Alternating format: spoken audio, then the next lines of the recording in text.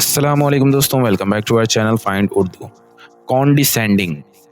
Condescending का मतलब है गुरूर दिखाना, दूसरे को नीचा दिखाना।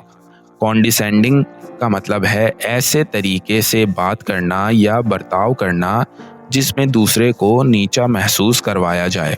ये तब होता है जब कोई शख्स अपने आप को दूसरों से ज़्यादा अक्लमंद या बेहतर समझता है और उनसे इस तरह बात करता है जैसे वो कम अकल हैं।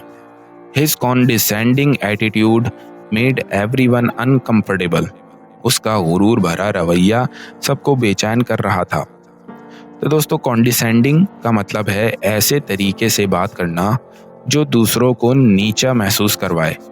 उम्मीद है अब आपको कॉन्डिसेंडिंग का मतलब समझ में आ गया होगा। मिलते हैं नेक्स्ट वीडियो में। शुक्रिया।